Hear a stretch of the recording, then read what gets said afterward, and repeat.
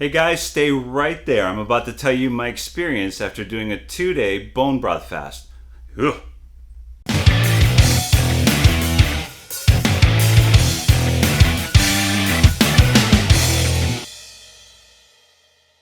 Okay, so guys, thanks for tuning in to the 180 and 90. You know, I always appreciate it when you're here.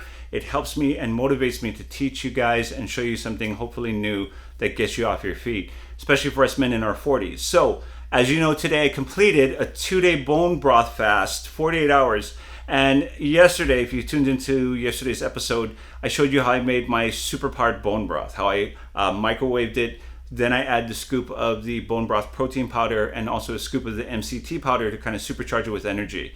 After that, I went ahead and I did my strength training for the day, which was back, abs, and core. And I showed you my workout that I did for that day. And I also did my cardio in the morning and things were going great. The bone broth was giving me more than enough energy to go through the day. A lot easier than when I did the 24-hour traditional fast with no food. Now, the bone broth fast is different because you don't take any caffeine either. You don't want to upset the gut lining, so you don't do any coffee, you don't do any tea, which is really tough for me because I'm moving around all day and I really do love my coffee and I love my tea. So this is the first time going 48 hours without it and then also without food. So things were going fine until I hit about the nighttime, and that's when I got into a little bit of a rut.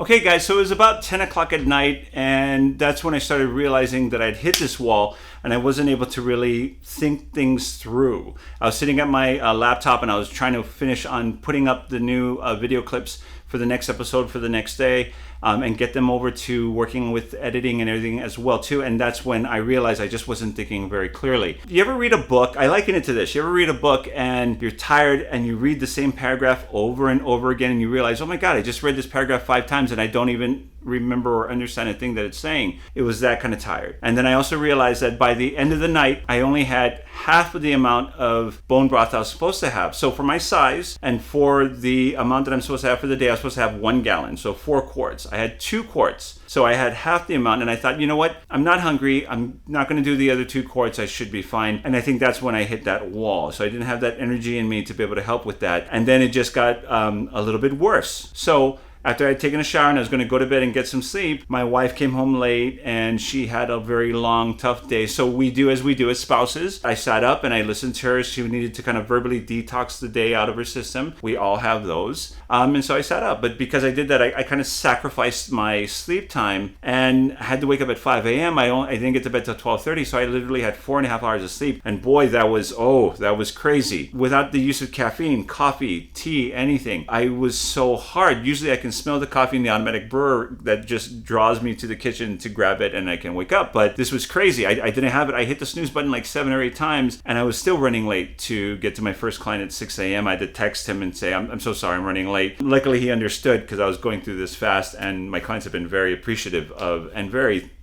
patient with me. But it was definitely an experience, and that started the day, and the day got trickier.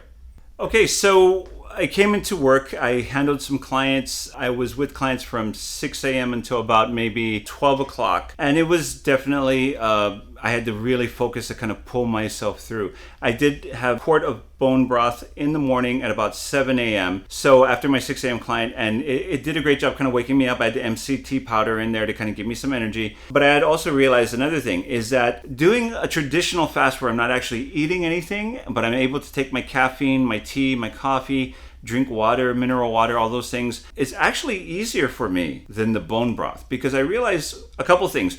One, I always end my intermittent fasting 16 or 15-hour fasting period with a cup of bone broth because it's the best time to be able to help line your gut and to be able to have the collagen help with healing your stomach and boost your immune system. But I conditioned myself after that to within an hour have something like, if you've been reading my food journals, like a couple cups of berries, or I'll have my meal in an hour. So whenever I had the bone broth, even though it was a quart, I found myself getting hungry and I would just, it triggered this hunger in me. So I had to really focus to kind of get over the hunger, and that was interesting. Another thing that happened too is that I realized that even though it was delicious, I have a hard time drinking bone broth a whole gallon a day because after a quart or so, I just don't want to taste it anymore. I'd rather just drink water because the flavor of the bone broth is like, okay, I'm done. I'm through. It's like when you had a bowl of soup and you're like, okay, the soup was good. Let's move on. And that happened to me. Now, it could be a psychological thing. It probably all is. But a traditional fast where I'm not eating anything at all was actually easier for me than taking in the bone broth, which is funny, right? And I found that interesting. And so things went on.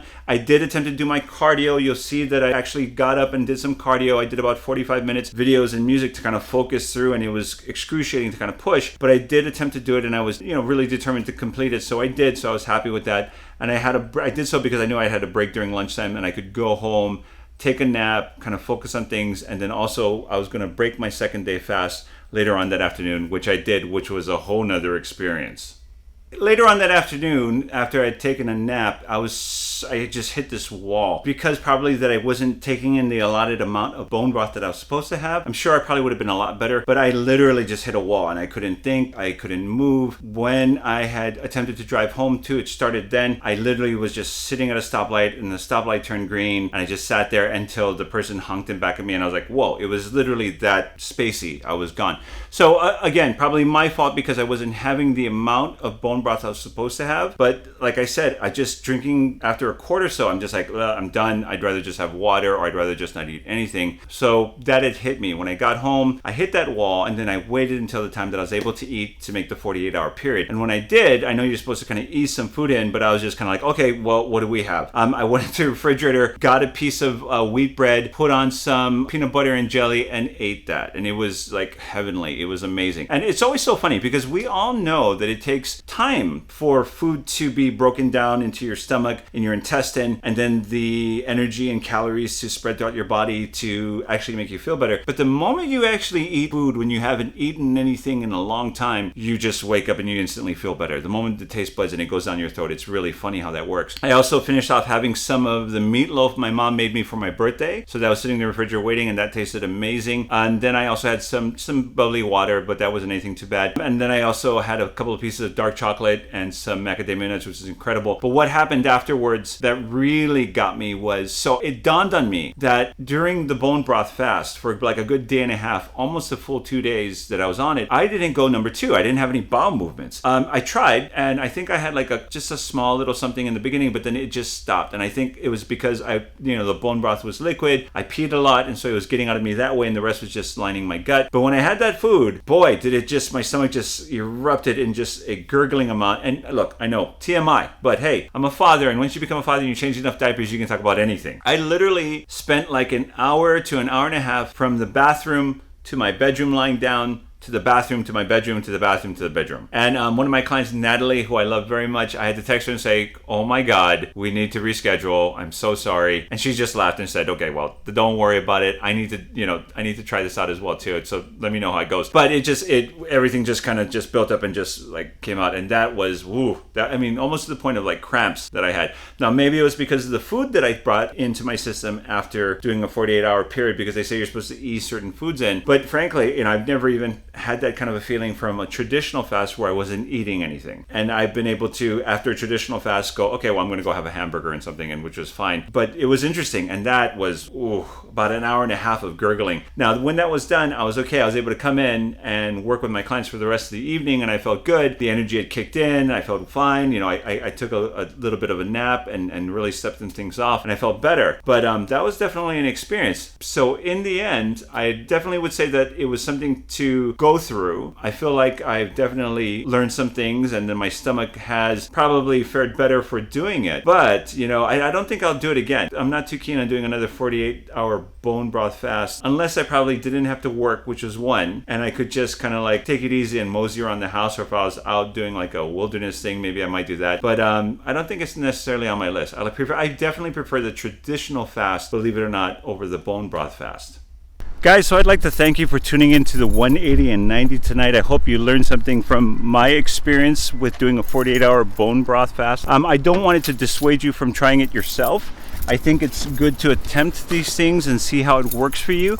Your experience might be a lot better than my experience. And remember, I didn't have all the bone broth that I was supposed to have. I took in the half of the amount that was supposed to be required of me to take in. I also took in like the jelly when I finished the fast, which may have upset my stomach as well too, that caused the symptoms that I had. But give it a try yourself and see how it works for you. I wouldn't want that to prevent you from trying it on your own. And guys, I want to thank you for tuning into the 180 and 90. By all means, I appreciate every time that you're here, and I hope that I'm inspiring you to do some things and changes with your life and get healthier. So if you like what you've been learning, go ahead and hit that like button. If you haven't already, subscribe to the channel. That always pumps me up. Go ahead and hit the notification bell so that you'll be notified every time we come out with a new video. And I'll see you tomorrow on the 180 and 90. Take care, guys.